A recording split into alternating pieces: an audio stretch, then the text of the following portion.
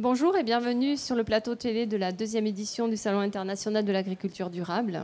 J'ai le plaisir d'accueillir Pierre Gaillard de l'association Fruits et légumes d'Aquitaine. Pierre Gaillard, bonjour. Bonjour. Vous êtes directeur de l'association Fruits et légumes d'Aquitaine. Quelles sont les missions de cette association ? Donc, Fruits et légumes d'Aquitaine est une structure qui rassemble l'ensemble des acteurs de la filière fruits et légumes, les producteurs bien sûr, mais aussi les acteurs économiques et acteurs institutionnels.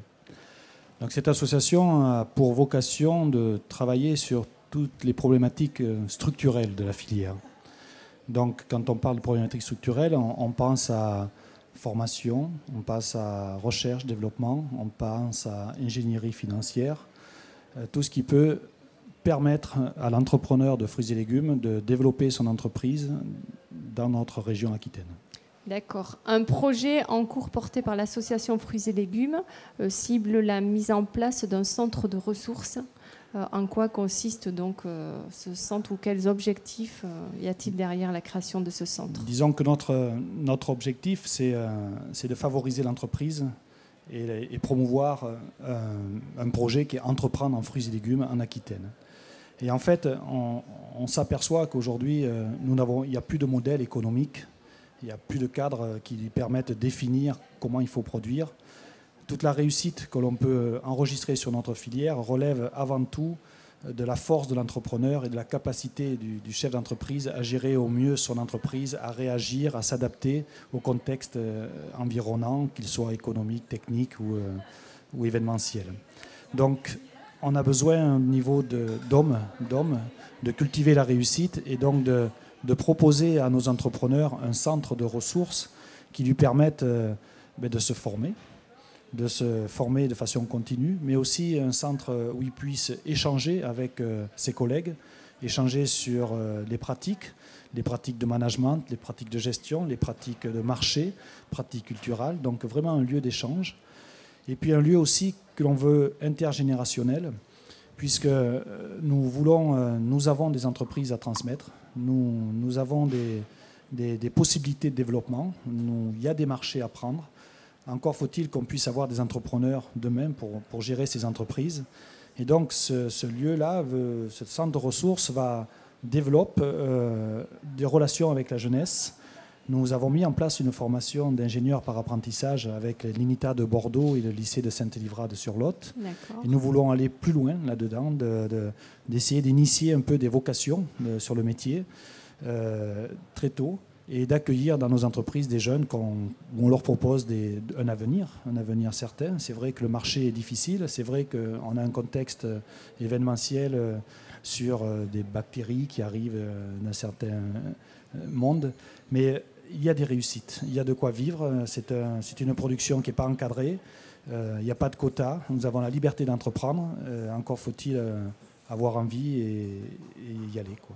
Et donc l'aboutissement de ce projet, à quand peut-on l'attendre ? Mais disons qu'aujourd'hui, notre école pour les dirigeants est un concept. Nos producteurs se réunissent, mais on s'aperçoit qu'il faut, comme tout, se structurer. Et c'est un peu aussi la mission de Fruits et légumes d'Aquitaine, qui est une association, mais qui a pour vocation avant tout de créer des boîtes à outils qui sont dédiées aux problématiques qui sont relevées par nos producteurs. Et en fonction de cette problématique-là, nous créons cette boîte à outils qui est complètement autonome dans sa gestion, mais qui est interdépendante avec les autres boîtes à outils qu'on a mis en place, comme par exemple au niveau de l'ingénierie financière, AgriAbri, qui est là pour apporter des solutions économiques d'ingénierie pour les investissements dans l'entreprise. Mais c'est aussi la recherche et le développement avec la restructuration de nos centres d'expérimentaux et la création d'Invenio, qui est vraiment le centre expérimental de la filière fruits et légumes d'Aquitaine, qui est gouverné par les producteurs, et avec des producteurs qui savent qu'aujourd'hui, il faut investir, il faut cotiser en fonction de nos volumes pour pouvoir initier des programmes, pour pouvoir aussi solliciter des financements publics, parce que c'est vrai que tout seul, on ne peut rien faire, mais si nous, on n'amorce pas tout ça, s'il n'y a pas une implication, une gouvernance professionnelle dans notre projet, il n'y aura rien. Donc on est vraiment sur l'esprit d'entreprise, entreprendre et développer tous les moyens qui puissent être mis en œuvre, que l'on peut mettre en œuvre pour favoriser ça. Très bien. Et concernant donc votre présence au SIAD, qu'attendez-vous de cette deuxième édition ? Mais le SIAD est un événement, c'est vrai, axé sur le durable. Et donc notre filière, on la veut durable. Et donc on va avoir de la prospective, voire des perspectives. Le thème de l'environnement, on y est sensible et on travaille tous les jours à ça au niveau des pratiques culturelles. Donc c'est vrai qu'un lieu d'échange au niveau des firmes qui nous proposent des nouveaux outils, de nouvelles pistes nous intéresse au niveau des entrepreneurs.